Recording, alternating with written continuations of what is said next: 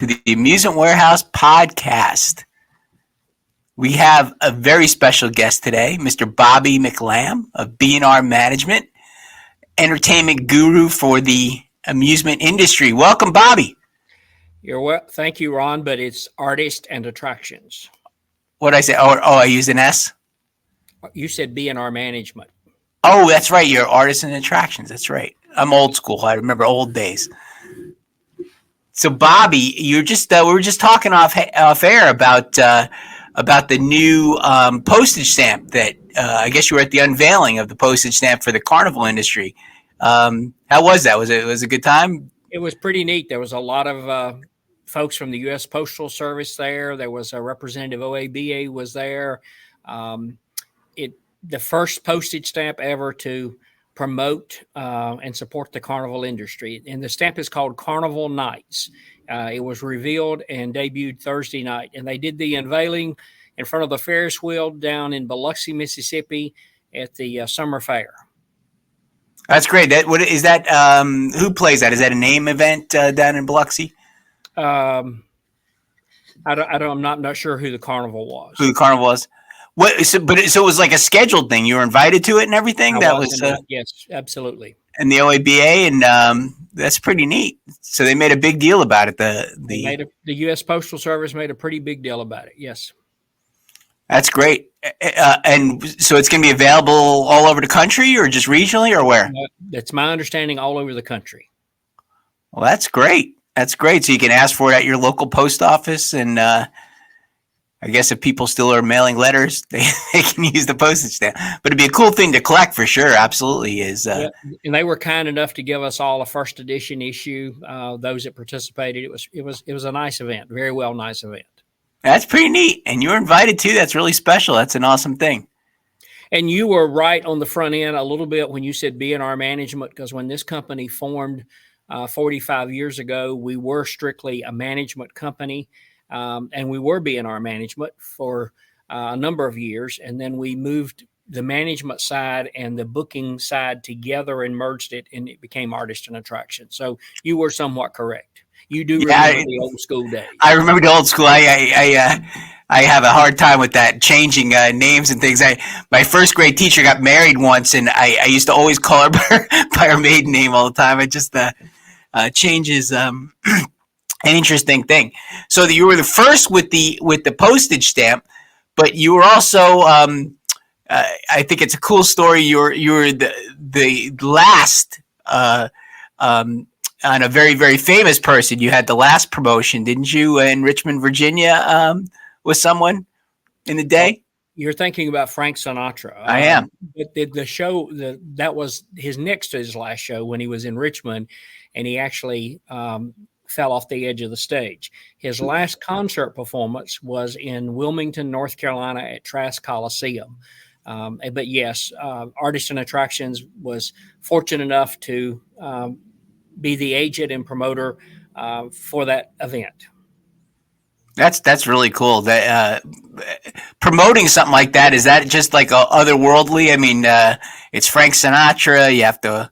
Does he have a lot of demands? Is he pretty easy to deal with? How is something like that? That's got to be really exciting to do. Ron, I found him very, very easy to deal with. He was very kind to me. You were pretty well told up front, what to expect. He was not a well man during those last days. And of course, it was very touch and go the day of the show, whether he was going to be able to perform or not. I got a telephone call saying he had got on his private jet in LA and he was on the way. So that was a good sign. And of course, when he landed in Wilmington, North Carolina, we had a police escort that escorted his limousine from his private jet to Trask Coliseum, and then escorted him back after the concert. But he was just a delight to work with, and of course, that's a once in a lifetime opportunity. That's a really, really special story to have to work with somebody like that. And last, I mean, you've worked with a lot of famous people over the years, but that's truly a special thing. That's pretty amazing. You had touched on starting 45 years ago. I don't even know the story, but how did you get started in the industry? How did things get started, and what made you want to be in this industry? Well, as you might or might not know, I started out as a comedian doing country humor, and had the privilege of doing a number of television shows, a couple of movies, and the agent that was my agent in Nashville, I was not satisfied with. So I decided that I would handle, or my office would handle, my own personal dates. And had the privilege of working as a comedian and MC for a lot of people in the music industry: Loretta Lynn, Conway Twitty, Brenda Lee. And of course, over the years, I got more interested and intrigued of the business side of the entertainment industry, not just the performing side. I still do some events during the year, but mostly our company is grown, and we now have offices in 5 states, and we're probably the largest, or one of the largest agencies, full service entertainment agencies in the fair and festival business. But it's evolved over the years. Of course, the industry has changed over the years. So in country music, from the time I was doing country humor, we were more into traditional country music: the George Jones, the Loretta Lynn's, the Conway Twitties, and anybody who listens to country music know today it's not that traditional country that we used to know. And what about the tie-in with the fair industry, though? How did that intersect with what you were doing, performing and playing? And I mean, I know there's a natural country is a big part of the fair and festival industry, but how did you become so intertwined with this industry? Well, I was performing at county fairs and state fairs, usually with a headline music artist, and they would use a comedian on the front end.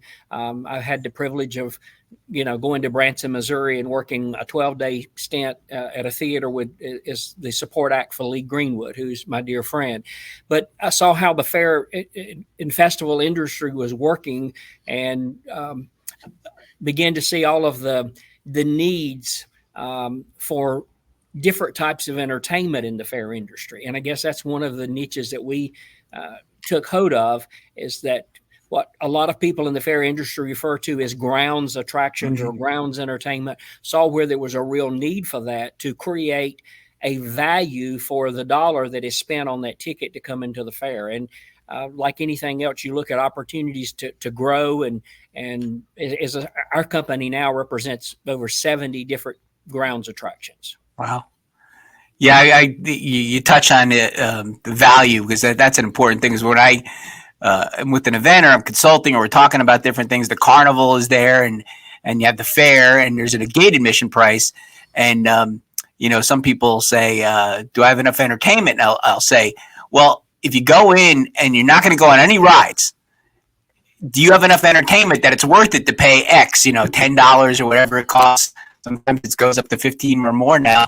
Will you get your money's worth when you go in? Because, there's some fairs, as you know, that, are hurting, I guess, for entertainment as far as, their offerings. You have a puppet show or something like that, or something minor, but, others do a great job with entertainment. I'm thinking of, I went to the Isle of Wight County Fair in Virginia, which you book a lot of the entertainment, and the amount of entertainment they had, it's been probably 2 years ago, but you had a tremendous amount of tribute acts, and I think you had at least one sort of headliner, and a lot of grounds acts, and the fair itself had a rodeo and some other things, but it was so overwhelmingly worth it, to pay.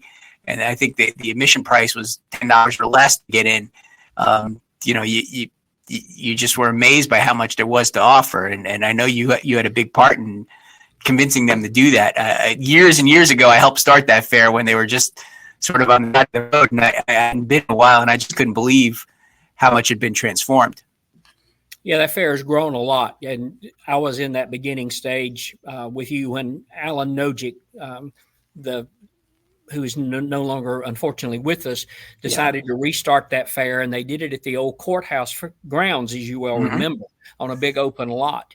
And it has grown so that they moved the fair to a major park there in Isle of Wight County. The fair has really grown and expand, but I hear so many fairs to say our attendance does it ever grow? Or our attendance has begun to decrease? What can we do to increase the attendance? You've got to offer them, if you pay $10, $12 to go to a movie, you're going to get something for your ticket. You're going to get to see the movie.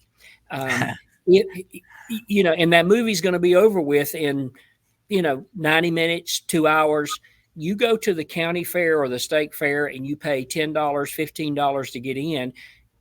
It's hours and hours and hours worth of entertainment that is there for you. If you don't want to ride or if you don't want to eat, you've got to create a value. If there's not a value, people this day and age are going to go somewhere else to spend their money. Mm-hmm. Yeah, it can't just be a cover charge for the carnival or a cover charge to go and pay again to eat. The entertainment has to play a really, really big role in that. And that's sort of where you come in and others like you to bring that entertainment, bring that value. With music itself, with concerts, I guess at fairs, that industry's changed a whole lot, I guess, since you started. Country used to be, inexpensive, and could make money with it, and the industry's just changed so much. Country's still a big part of it, I guess, but it's not the unbelievable, I guess, value that it was back in the day. Can walk us through that a little bit about how much things have changed? I know this should be a long answer because it really has changed so much over the years, but and maybe mention a few acts that you still think are great value that can really still draw and are still sort of affordable. Well, Ron, you're right. It has changed a lot because it used to be years ago when you could take a young up and coming artist that had just had a top 40, top 20 country single out.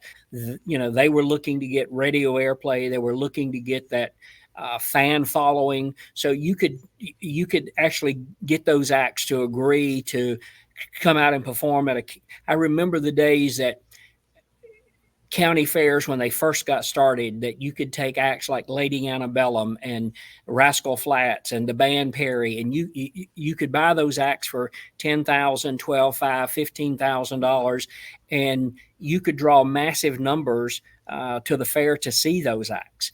And if you booked them in January or February, and they continued to climb up the charts, they still honored those contracts come August, September, or October. And those days have really changed. You get an act now who's got a top 20 single, they want $35,000, $40,000, $50,000. That is very difficult for especially a small county fair to be able to afford, because you've got production costs on top of that. You got catering costs on top of that. You got stage, you got sound and lights.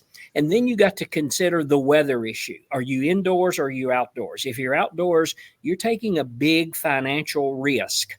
If it's pouring down rain and nobody comes to the fair that day, you still have to pay those artists.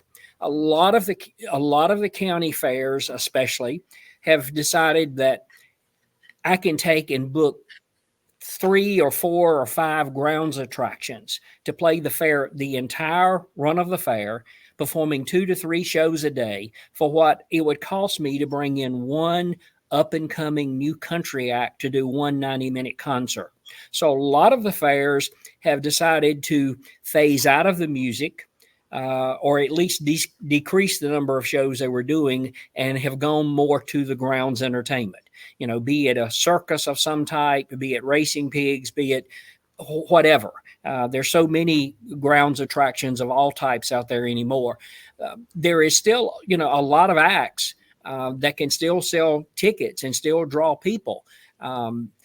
Again, each market varies to where your market is and whether you're indoors or outdoors. You've been in the fair industry a long time. You've seen the genre of music. You get some areas, contemporary Christian is very big, especially with church youth. You get to other markets, contemporary Christian is not big. You get to some markets, country's not big. They're looking R&B or they're looking classic rock. So the fair industry has changed a lot from the 50s and 60s, when it was primarily all country, and you saw that at every county fair and every state fair. Some state fairs, I take North Carolina State Fair, for example, that used to have major headline names every night in the Dorton Arena. They don't have any major headline acts anymore. They've gone strictly to all North Carolina acts. Their whole promotion is goodness grows in North Carolina, and they're showcasing North Carolina entertainment instead of spending 50, 60 to $100,000 a night for a concert name in the Dorton Arena. So the industry has changed tremendously.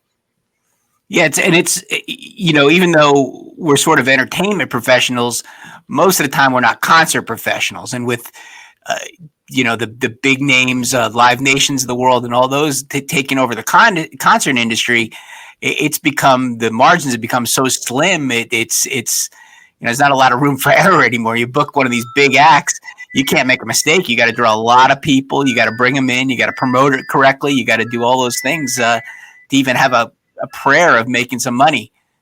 You're absolutely right. And when you is that you singing a song? I think it's a package being delivered, and they're ringing the bell at the front door office. Okay. So, no, I thought you were going to perform for us. I should know. I should have that all off to begin with. But you're right.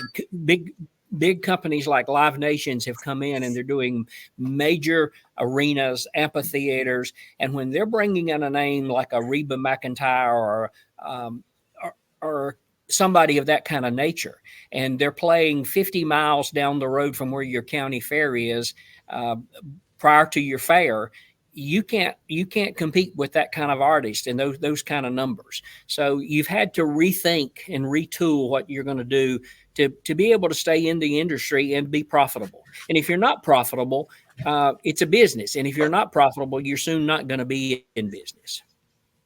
But being a sort of soft or semi-soft ticket event that a fair is, that probably presents a few opportunities too with like the Lee Greenwoods of the world and some of the ones you mentioned. I think if you're smart about it, and probably with your advice and your counsel, there's probably still a lot of value artists out there that maybe they can't sell a hard ticket as much as they can, but a free show at a county fair or just selling VIP or something like that, you could still do okay with them. Am I crazy? You're absolutely correct, Ron. And a number of fairs are still doing that. They're looking at rethinking from what it used to be. We've got a number of fairs in the Midwest that are bringing in those kind of names that you're talking about. They're not selling tickets, period. They have upped let's say they've upped their gate price from say $8 a ticket to $10 a ticket, and that concert is free. So they're looking strictly at numbers. It's a numbers game for them. If we draw 20,000 people to that concert that night, it's made us money, and the concert was free to the goers. They've offset the cost of the entertainment with that additional $2 ticket. They've had to rethink that process. Even some of them have gone out and brought in a name sponsor for the fair for the week, and that's helped offset some of the costs. You have to look at each market and each fair individually. And that's one of the things we do, is to try to sit down with the fair that is, especially if they're looking at entertainment, to say, what is your goal? Who are you trying to reach? Especially if it's a concert, are you trying to reach the young people who are going to ride on the rides on the midway? Are you looking to attract the seniors? Are you looking to attract families? Because and I know that some of the traditional older country artists does not appeal to the young market this day and age. Country music has changed, so it's more like country rock or what we used to consider growing up, you and I, as rock music. That's what we're hearing in country now. So you got to, number one, identify the audience that you're trying to draw with the concert. That's why a lot of fairs in certain markets, especially in the Bible Belt area, have done extremely, extremely well with contemporary Christian, and they have focused on reaching out to the local church communities and inviting them to bring the church youth. I have seen at fairs on Christian concerts, church bus after church bus and church van loaded down with youth who pre-bought a ticket to come and enjoy the fair as a youth group and to go to that concert. So every market is different, and you have to look at who you're trying to reach And as I said, what might work in one market might not work in another market. So with Christian, I think some of the acts are still fairly affordable, number one. And number two, you sort of have a built-in market, or at least you have a target. Like, okay, I got churches, they have youth groups. I know where to find them and reach out to them, and they can organize, decent large numbers of people to come, like you're saying, with the buses and with that type of opportunity. So I think that's a great idea for if your market will work. But I imagine it'll work somewhat to a certain extent, just about anywhere. But I mean, you're going to have stronger places than others. But maybe Absolutely. Contemporary Christian's a really big opportunity right now for that music market. And it's really growing, where you used to never see that at a county fair or a state fair. You're seeing it across the board now. That's great. Yeah, that's great. I know, classic rock is still a big opportunity for a lot of fairs, but the number of acts are dwindling. They're getting older, and it's getting harder to find, and the price are going up with people. If they had a hit at some point, the prices are really tough. But I think you can still find a few in that market that still draw some people.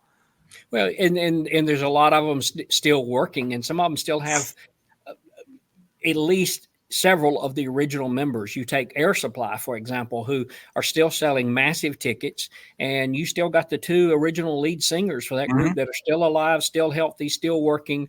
I've had the pleasure of working with them many times. Great group to work with.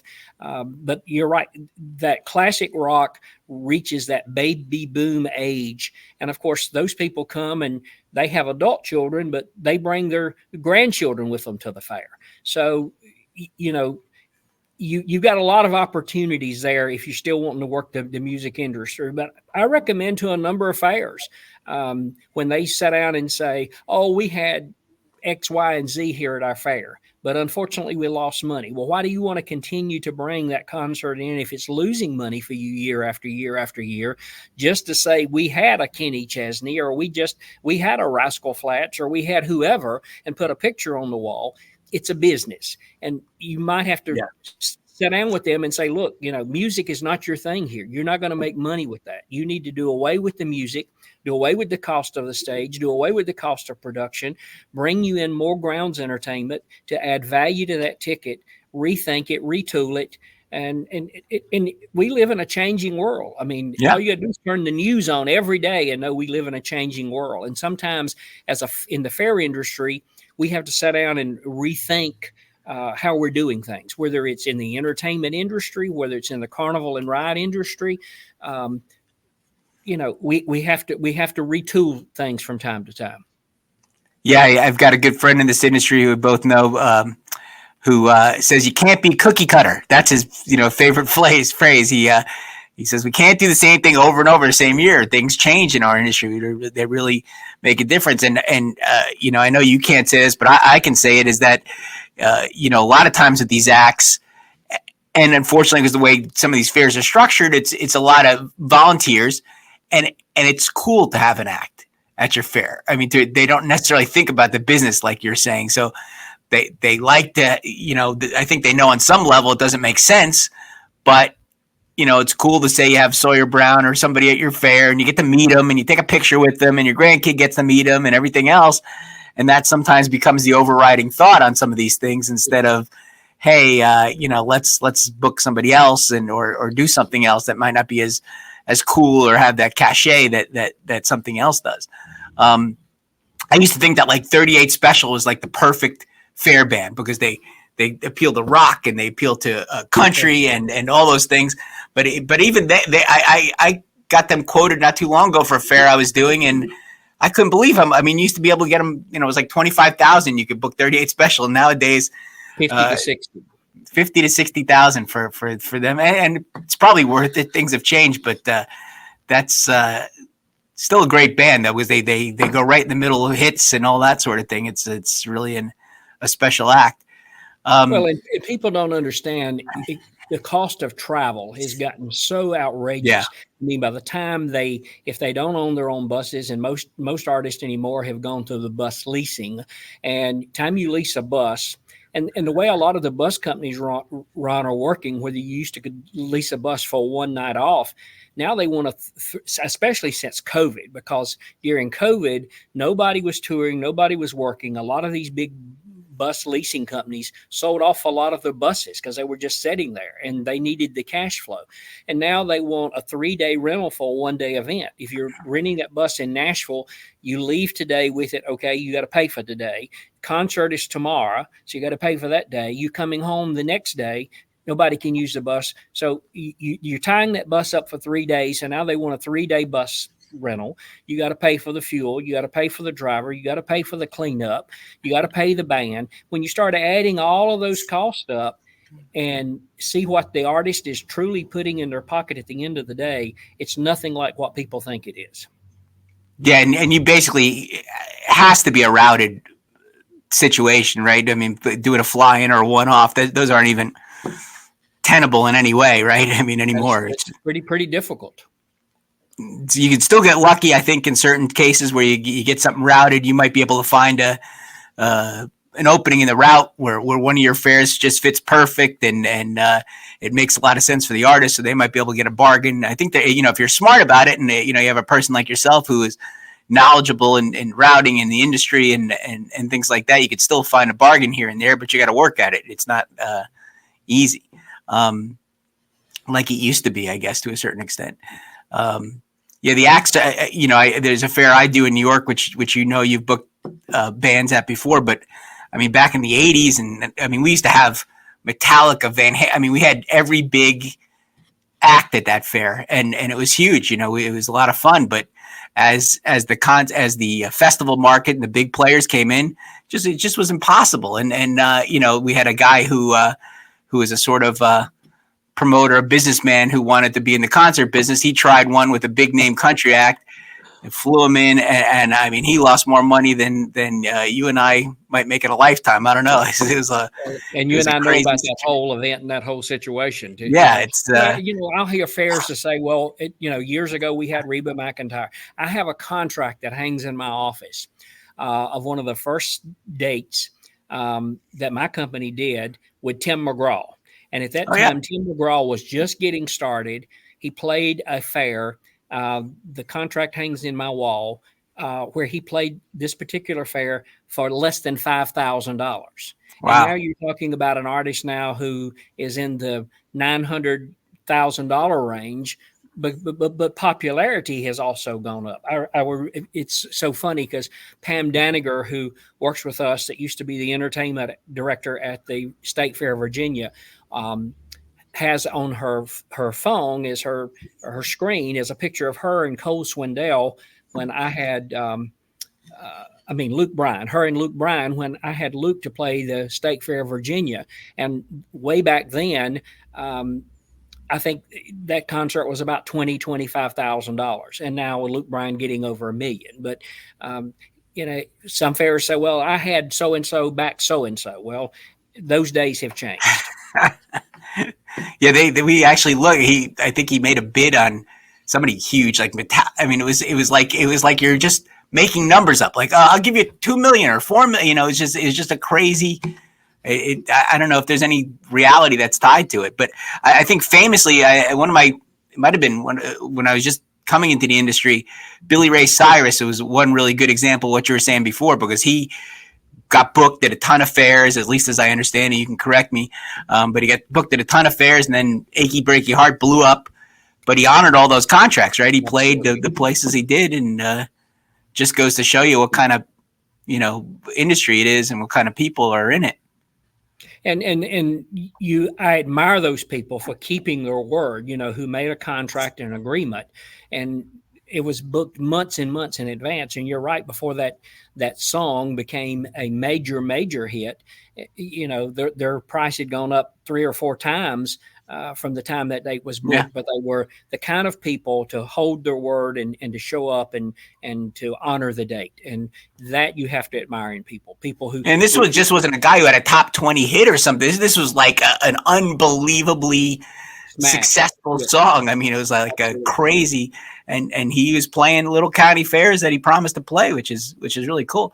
I think one other thing, fascinated with the music stuff. But I think another thing that people don't really think about a whole lot is when you talk about music festivals, right? We think about the headline artists and then buying them up and getting them. But I think what we don't think about sometimes are the downline acts, because those festivals need, other acts that have a few hits or something else. I was involved with a pretty big music festival in Chicago one time, and there's a band, an alternative band, the Violent Femmes, who I happen to love from college and stuff.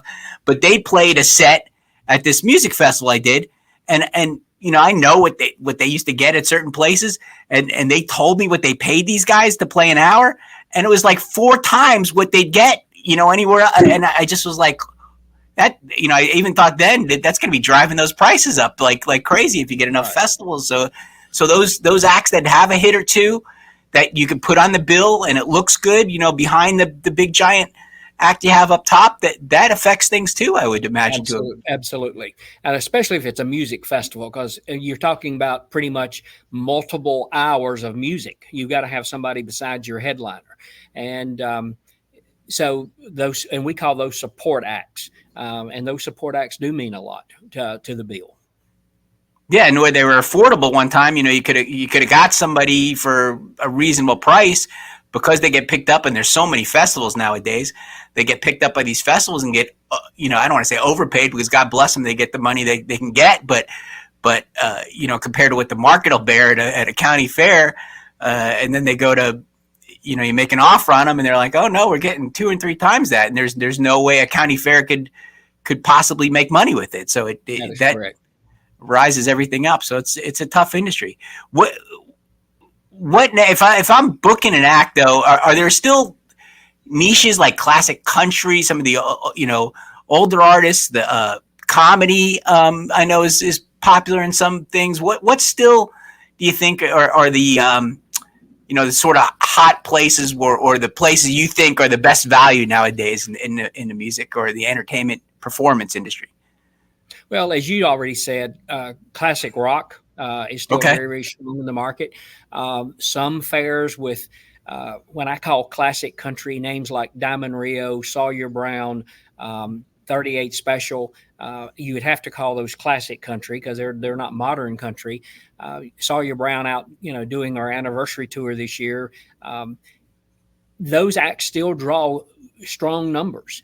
As we done talked about the contemporary Christian, another big thing in the marketplace this day and age, Ron, is tribute bands. There is a lot of tremendous tribute bands out here, like Hotel California, Salute to the Eagles, and I could go down the list and name 100 of them who you can truly afford, who are going to come out and do a great concert for you with all of those hits for a whole lot less money. And we're seeing that the tribute bands in markets are doing very, very well, especially if it's a good quality tribute, especially if you've got some kind of support, either from the estate of, if the original act is deceased. For example, there's a number of tribute acts out here that acts that have retired. For example, Elton John, who's no longer touring. There's several Elton John tribute acts out here, 1 or 2 in particular that he has endorsed and has given his blessings on that the show and the quality of the show, since they're doing his music. If you've got that, or a Michael Jackson tribute show that his estate has supported or endorsed, there's some good market out there in tribute bands. Yeah, 100%. I mean, I personally book some for some of the acts that I do, and then frankly, in some cases they're better than the band themselves. Where you have a younger singer who could still hit the notes and do some of the older songs that they maybe can't sing anymore. It's some of them are fantastic. I mean, really, really fantastic. They play a great show and they're affordable. That's the other important thing, is they're very affordable. Absolutely. But their stage shows are great. I mean, really, really great. And and really some of these actual band, like Foreigner comes to mind right away. They are essentially a tribute act. They have, one member who sometimes plays with them. I think 38 Special is. Do they have an original member? They might have one. One. Yeah. So a lot of them are if not tribute bands, are close to tribute bands at this point, themselves. Well, So it's, and especially some of the R&B acts like the Spinners or the 50s acts. Yeah. A lot of those 50 acts. The original members have died out as far as original members. I think about Bill Pinkney's original Drifters. There's some members of that group that was with Bill Pinkney 35 years and are still working, but there's not an original Drifter still living, but they carry the name on, and the shows are fantastic, but you don't have any original members. So you could literally say they're a tribute act if you wanted to say that, but they still do own the legal rights to use the name. Right. Yeah. That's the thing you got to be careful of too, when, the group goes out here and just puts themselves together and start using the name. Do they have the legal right to that name? I mean, just cause I go out here and get me 4 guys and dress them up and I want to call them the Coasters and put them on a stage doesn't mean that they have the legal right to use the name the Coasters. Are you going to get into a legal situation down the road by doing that? Well, working with a good entertainment company and agency knows who has the legal rights to those names and who don't. I even saw in a situation, fortunately, it was not one of my fairs or one of my clients, but the fair got, the day of the concert, got a cease and desist letter from a judge saying that the concert could not go on because they did not have the legal rights to the name. And of course, then the fair had no concert that night. And so you got to be careful when you're booking an act that you know what you're doing. Yeah, no question. And those 50s acts, like you're saying, my mom loves that kind of music. But I brought her one show. The one guy they wheeled him out in a wheelchair. That was still one of the original music. They wheeled him out and he sang a couple songs, but not most of them. But to trace the lineage of those acts, you need a genealogist practically. I mean, it's like unbelievable. This one was involved for this many years, and then that one, and it's correct. They're great performers. Whoever they have now, I guess, even the Beach Boys, they have 1 or 2 guys left most of the time that sing with them. So,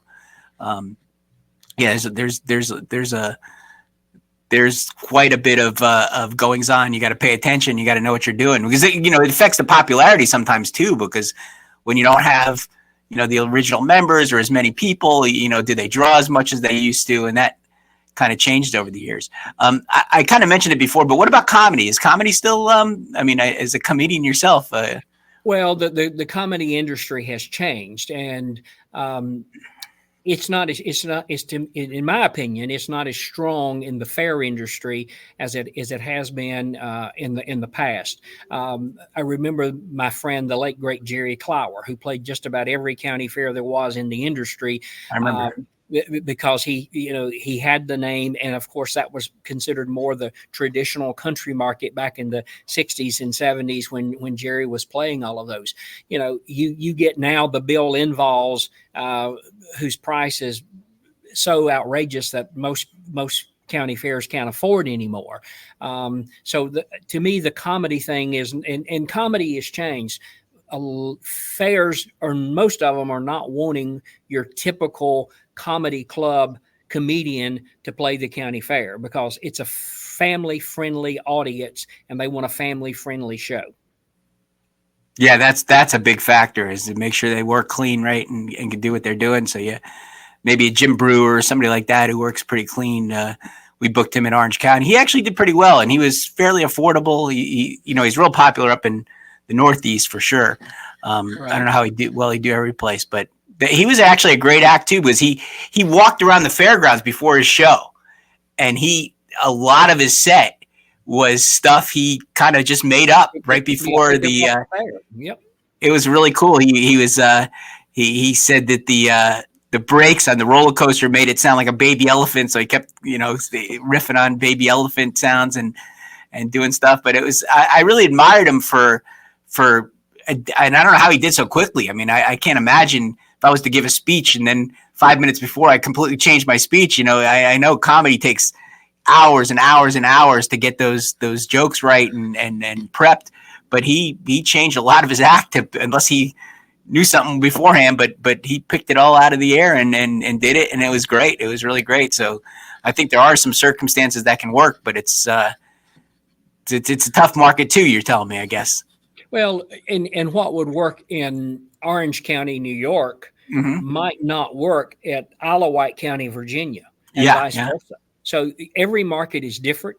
I think that you have to look at your market, look at the audience. Are you a county fair and you take Martin County Fair in Florida? Martin County is made up primarily of a lot of military retired folks. So every market is totally different. And I think that when you're dealing with somebody like yourself or me, you've got to know the market. You got to find out who it is you're trying to reach in that market. What is your goal? What are you trying to accomplish? Well, make money. We understand that, but there's a lot of dynamics goes into it. We've seen poll after poll from surveys at IFE where so many people say, I come to the county fair for one reason and one reason only, and that's the food. We know right. food is a big thing in the fair industry. We know that if you're 70 years old, you're not coming to ride the roller coaster. But if I'm 17 or 18 years old, I want to know if they got some thrill rides there. I'm not interested in riding the carousel. What have they got there for the teenagers? So when you're putting a fair together, as you well know, because you've been in this business, you're like me, you're old. You've been doing this a long time, and you've got to think about all of these things because it takes many elements at a county fair, not just the rides, not just the entertainment, not just the food. It's a package.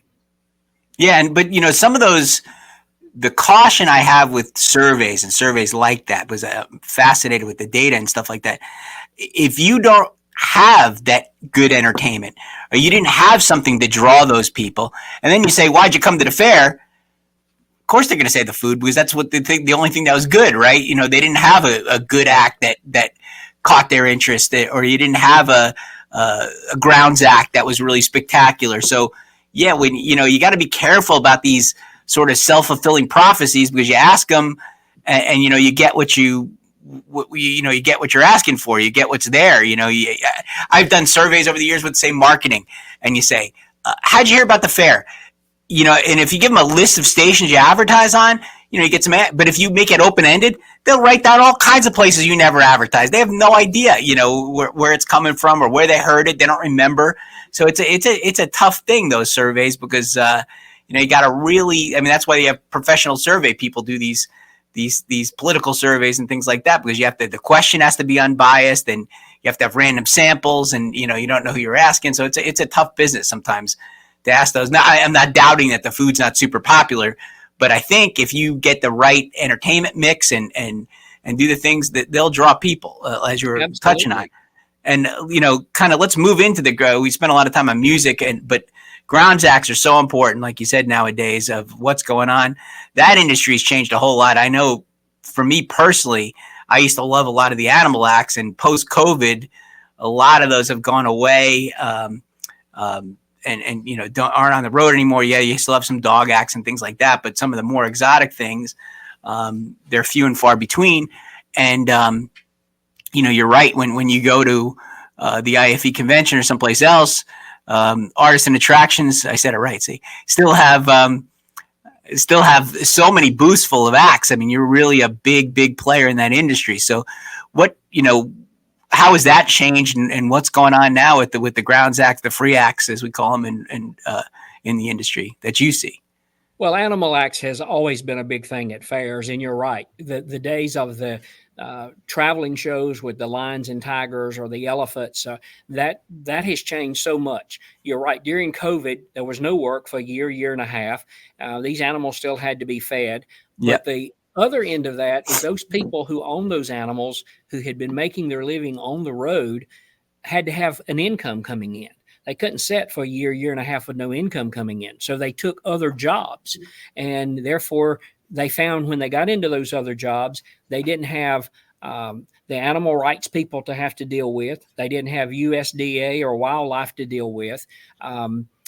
They had job security where they were at. They had benefits. So they chose that, this is going to not last forever. So a lot of them did not go back out after COVID. And the whole animal thing has changed so much. I mean, now if you've got an exotic animal show, there's so many states that don't allow exotic animal shows in that That's true state. too. You got to cross state lines. You've got to get permits to cross state lines in certain situations.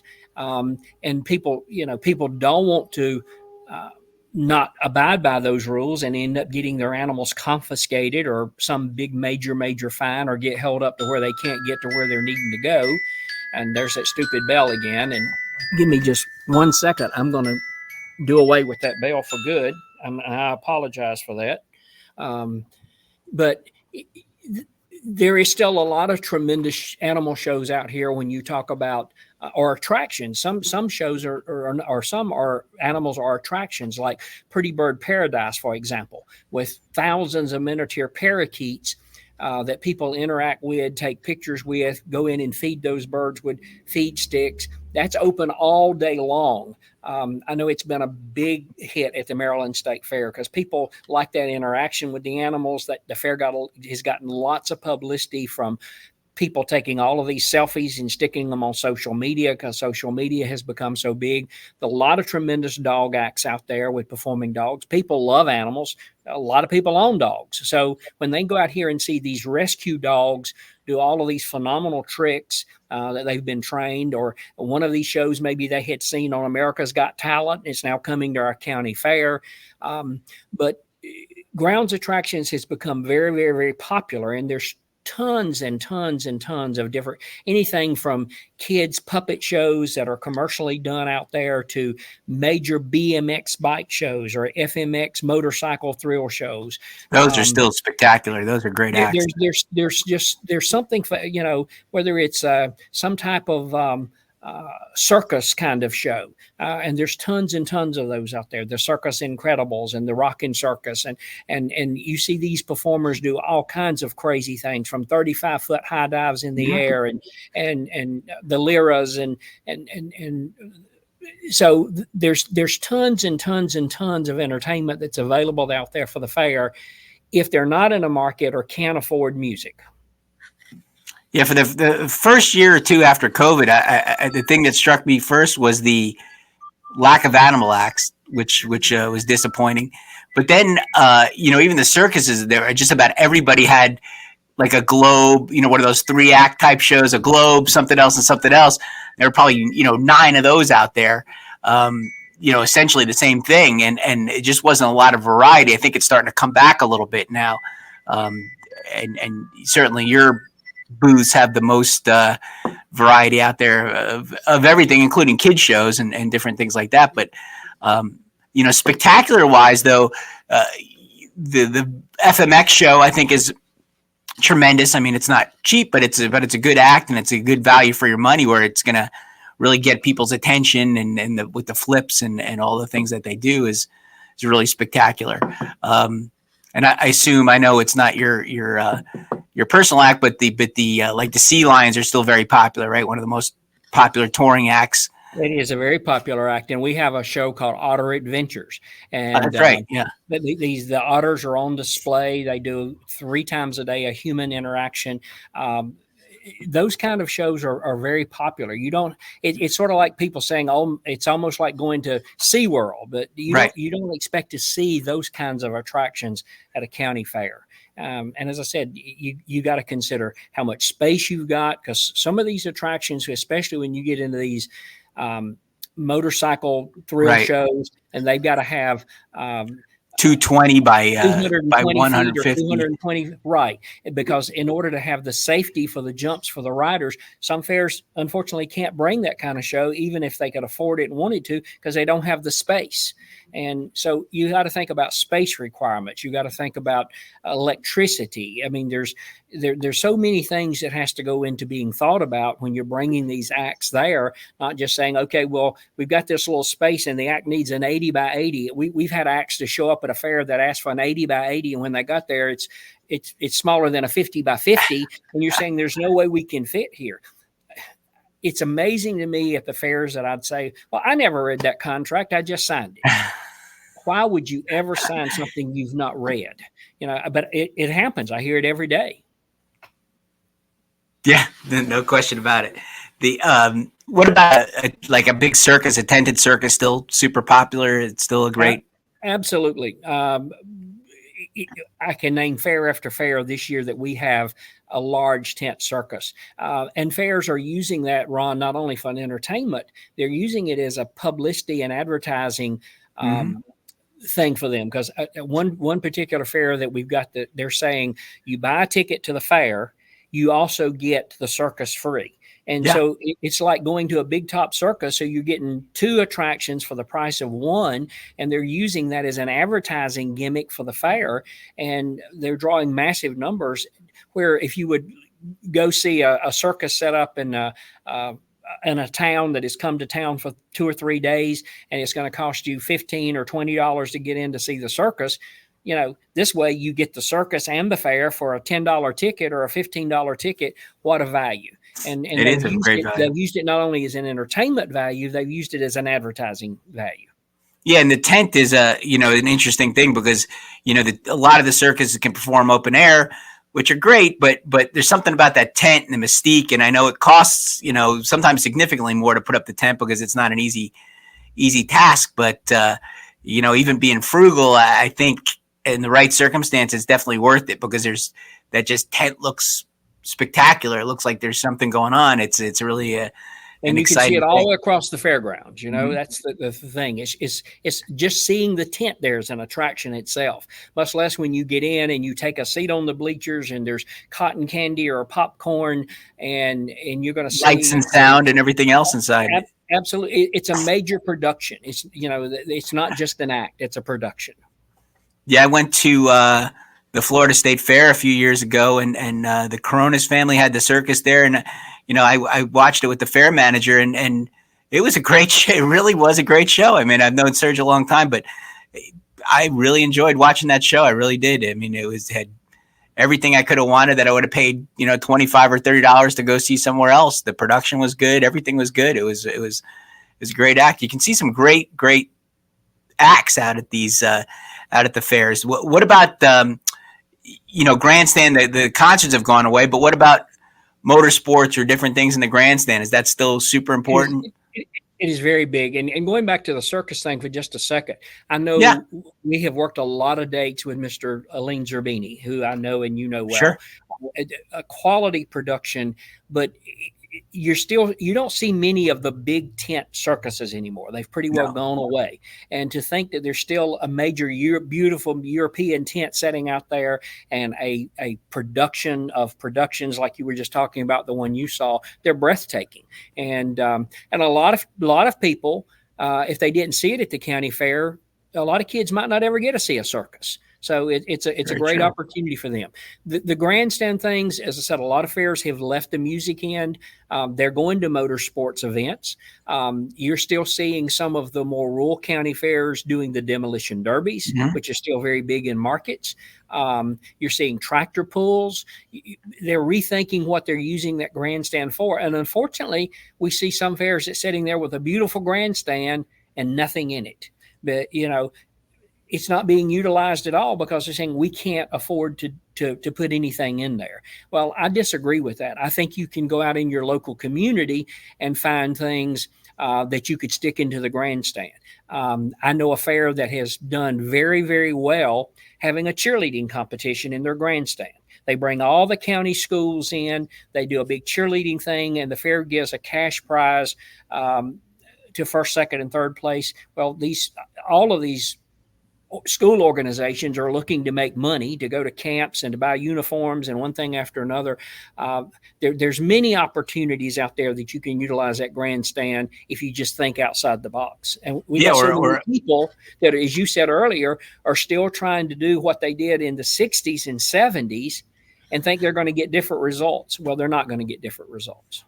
Yeah, no, I think if you're a little creative, like you were saying, like at the Florida State Fair a few years ago when I was helping out, we had a dance competition, but because it's a state fair, we're trying to make it big. So I worked with an agent, and I hired a couple of and it was a really popular show at the time, but hired a couple of the people from Dance Moms to be judges. And, they filmed some social media stuff, and they were like the final on Saturday, but Friday we had some local celebrities, like the lady from the I think it was the Tampa Bay football team, their cheerleading coach or whatever, was one of the celebrity judges. And that worked out great because, you had these big celebrities who were semi-affordable. I mean, compared to a concert or something like that, they were super affordable. They flew in, they were there, they got to meet the people, and, we're being very, just sort of creative, and there's things you could do in your local community. I'm not trying to put you out of business hiring people, but you could certainly help people hire some stars. There's some of these Disney or Nickelodeon show stars you can hire to come and do meet and greets and things like that. So if you're a little creative and you're thinking outside the box, there's a lot of opportunity to do some things. Well, and I want the fair to be successful. I want them to make money, because if they don't make money, they don't stay in business. And if they don't stay in business, I lose a client. You lose a client. And carnivals lose a client. And so we want them to be successful. It doesn't mean they've got to buy a $30,000 act from us. We can sit down with them and talk with them about what they can afford that would help them and be a draw. As I said, you have to look at every fair different, whether it's a county fair or a state fair or whatever. Yeah, absolutely. So, we've only got a few minutes left, but where do you see the entertainment going for fairs? What do you see in a couple of years? What's going to become more prevalent, and what's going to kind of go by the wayside a little bit? I think you're going to see only the big fairs stay in the music industry, because they're going to be the only people that can afford to stay in the music industry. I think you're going to see more and more fairs when they leave the music industry go more to the grounds entertainment. I think you're going to see more grounds entertainment out there, because a lot of acts are seeing the financial opportunities in the fair industry, maybe who've been in the circus industry for years. Mm-hmm. I get calls all the time from people that used to be with Ringling Brothers, and they've got an act. Well, number one, I'm not looking an act. I'm looking a show or a production. Everybody's got an act. The local clown birthday party magician's got an act, but he doesn't have a show or a production. And every act doesn't fit into the fair industry. It's a unique industry, or the festival industry.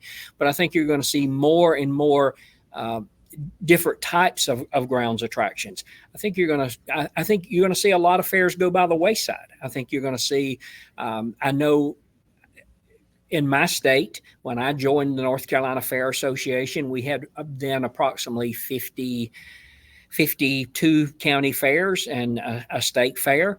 I've seen that county fair number dwindle down to we're probably now about 26, 27, because it's gotten harder for them to get carnivals. If a carnival can't make money, they can't afford to continue to come and play that fair. You can't have a fair without a carnival. So I think you're going to see the number of fairs in the next few years become less and less. It's going to be like the old saying, only the strong survive. But the only way to stay in business is to sit down and think about, what do we do young and new and different and innovative? And I ask every fair, have you got a junior fair board? Well, no. Well, you need one. You can't. You're 80 years old. You need to be thinking about new ideas and who's going to run this fair when you're gone. I see a lot of civic organizations. The American Legion fairs and the Lions Club fair and the American Legion. They're not growing members. So it's older. That fair board, the youngest member, be 80 years old. After a while, there's not going to be a fair there if there's not some young new blood. Yeah, I one thing you really caught my attention. My daughter, who works with me now, came into the industry, and we went to one of the conventions in your state that you're talking about, and there was one person in particular that she had talked to about ticketing, and that person, when I first got in the industry, I thought was like a senior, older member of the industry. I said, he's still around, he's still running the fair, but he's an older guy who probably is not really in tune with what's new and what's going on. And it's, there has to be some younger blood, definitely, for sure, going on. But absolutely. Well, I appreciate your insights and all the information you gave. It was really an exciting hour we've had. Can you believe it's been an hour? Okay, time flies when you're having fun, and I appreciate the invite and the opportunity, Ron. No, it's great. I'm glad you could get on, and you gave even me a lot to think about with the entertainment and where things are going, because it's a tough little puzzle to do sometimes. Well, just remember, I'm only a phone call away. That's right. That's right. Call Bobby for the axe. But again, thank you so much for everything, and appreciate you mentioning Alan Nojic too, who's a good friend of both of ours, so who we both miss. We'll talk to you soon, and I'll see you soon, I'm sure, before too long. Take care, Ron. Thanks so much. Thank you. Bye-bye.